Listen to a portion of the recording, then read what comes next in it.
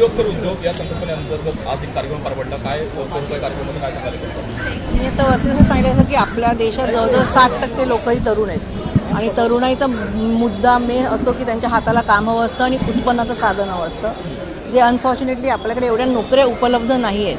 पण state government आणि central गव्हर्नमेंटच्या खूप स्कीम्स आहेत ज्या लोकांपर्यंत पोहोचू शकत नाही आहेत आणि ज्याच्यामुळे तुम्ही उद्योग करू शकता स्वतः, तर ते पोचवण्याचं काम अनिल फोंडेकर करत आहेत आणि मला त्याचं खरंच कौतुक आहे. कारण ग्रॅज्युएट माझ्याकडे लिटरली दररोज मुलं येतात की जी ग्रॅज्युएट असतात, मास्टर्स केलेली असतात, पण त्यांना नोकऱ्या नसतात.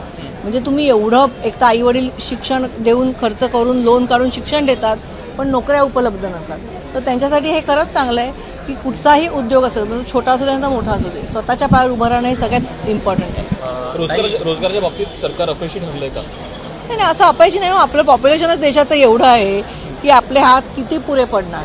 म्हणजे अपयशी असं नाही, पण ह्या स्कीम्स लोकांपर्यंत पोहोचल्या पाहिजेत. बेसिकली लोकांपर्यंत जरी काय पोहोचत असलं तरी प्रश्न असा आहे की मागील 2 दिवसांपूर्वीच याच बेरोजगारीच्या मुद्द्यावरनं संसदेमध्ये आंदोलन जे आहे ते काही तरुणांकडनं करण्यात आलं आणि त्यांना अटक देखील झाली आहे. मोठा मुद्दा तो पुढे येताना दिसतो आहे. मग तुम्हाला जर आठवत असेल तर राजनी माझ्या मते 93ला नागपूर विधानसभेवरती सगळ्यात मोठा बेरोजगारांचा मोर्चा काढला होता.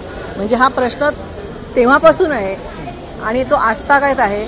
पण आपल्या देशात पहिल्यांदा सर्वात मला आता असं सांगावं असं वाटतं की आपल्या देशातल्या सरकारने पॉप्युलेशन कंट्रोल केलं पाहिजे. कारण 140 कोटीच्या जनतेला नोकरी मिळणं ही जगातली खूपच डिफिकल्ट गोष्ट आहे, इम्पॉसिबल म्हणाल तशी आहे.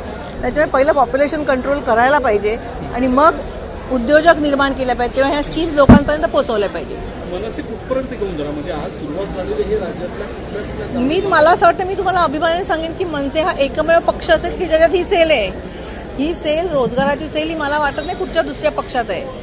आणि आमच्या पक्षात ह्या सेलमध्ये विविध लोक काम करतात, जसं हे काम करतात तसंच आपले भैसने काम करतात. म्हणजे खूप लोक आमच्या पक्षात आहेत की जे ह्या सेलवरती काम करतात. मी आता त्यांना अगदी आत्ता सांगितलं लिस्टमध्ये, हे खरंच सुंदर आहे.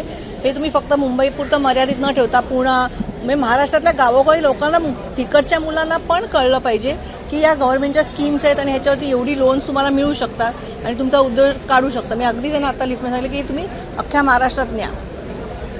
आदित्य ठाकरे यांच्या विरोधामध्ये SIP लावलेली आहे चौकशीची, कसं पाहता एकंदर? तुमचं घरचं पण नातं आहे. मला असं वाटत नाही की आदित्य असं काही करेल, त्यामुळे चौकशा काही लावू शकतात. आम्ही पण ह्याच्यातनं खूप गेलोय. ABP माझा, उघडा डोळे बघा नीट.